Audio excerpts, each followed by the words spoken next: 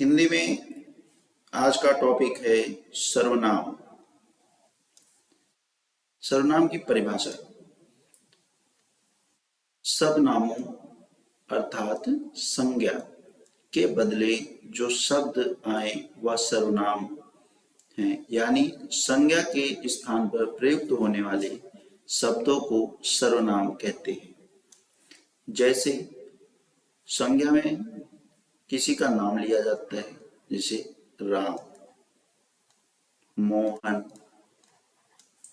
यहाँ पर क्या है कि मैं, यानी अगर हमारा नाम राम है तो हम अपनी जगह क्या मैं बोल सकते हैं, तुम, हम, वे, आप आदि। ये सब सर्वनाम होते हैं जो संज्ञा के स्थान पर शब्द प्रयुक्त किए जाते हैं। सर्वनाम के भेद।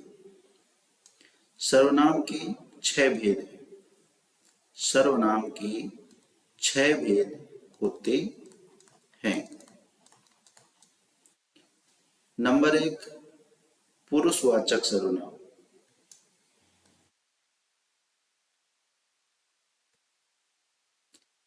जो पुरुषों के नाम के बदले आते हैं उन्हें पुरुषवाचक सर्वनाम कहते हैं।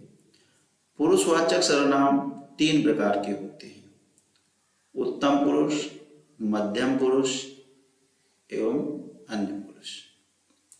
उत्तम पुरुष मैं, हम, मैंने, हमने, मेरा, हमारा, मुझे, मुझको, ये सभी उत्तम पुरुष सर्वनाम होते हैं। मध्यम पुरुष तू, तुम, तुम्हें, तुझे, तुमको, आपने, आपको। अन्य पुरुष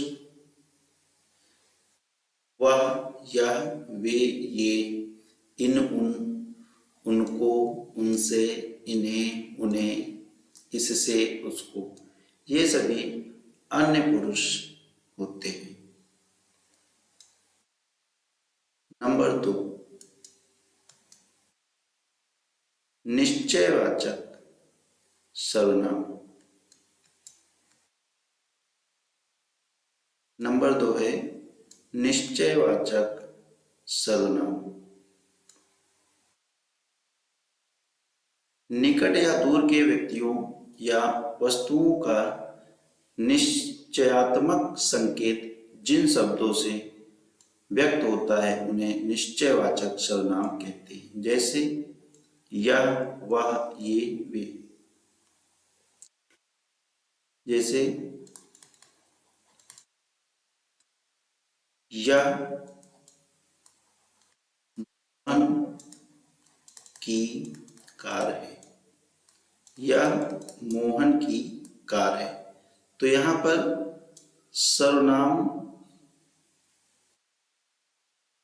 क्या है कि यह मोहन की कार है, यानी निश्चित है कि यह कार किसकी है, मोहन की। अगला है अनिश्चयवाचक सर्वनाम। जिन सर्वनाम से किसी निश्चित वस्तु का बोध नहीं होता है उन्हें अनिश्चयवाचक सर्वनाम कहते हैं।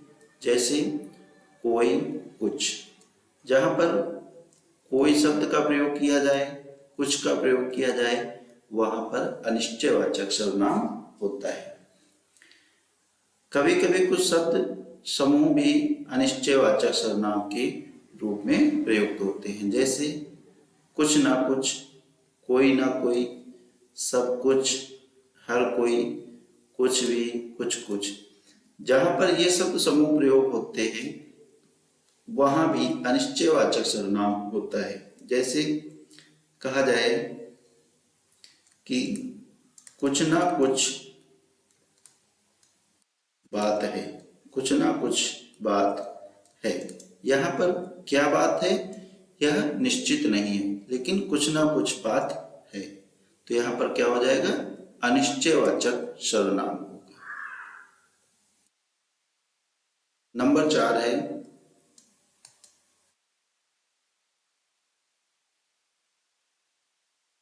संबंधवाचक सर्वनाम। जिन सर्वनाम से किसी दूसरे सर्वनाम या संज्ञा से संबंध स्थापित किया जाए उसे संबंधवाचक सर्वनाम कहते हैं। जैसे जो, सो।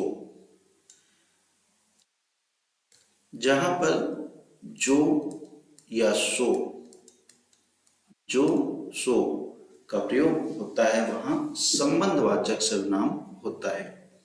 जैसे जो आया सो जाएगा, यह ध्रुव शब्द है। तो जो आया सो जाएगा यह ध्रुव शब्द है, यानी यहां पर क्या है, संबंधवाचक सर्वनाम है। जो आया है सो जाएगा।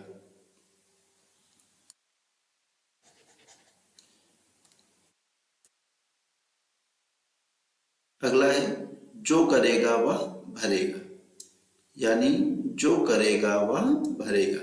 यह वह किसका काम कर रहा है, संबंधवाचक सर्वनाम का कार्य कर रहा है। नंबर 5, प्रश्नवाचक सर्वनाम। प्रश्न करने के लिए प्रयुक्त होने वाले सर्वनाम शब्दों को प्रश्नवाचक सर्वनाम कहा जाता है। जैसे कौन, क्या। कौन आया था, कौन आया था। यहां पर क्या किया जा रहा है, प्रश्न किया जा रहा है। तो जहां पर प्रश्न किया जाए वहां क्या होगा, प्रश्नवाचक सर्वनाम होगा। वह क्या कर रहा था, दूध में क्या गिर पड़ा। ये सभी क्या है, प्रश्नवाचक सर्वनाम है, प्रश्नवाचक सर्वनाम है। अगला है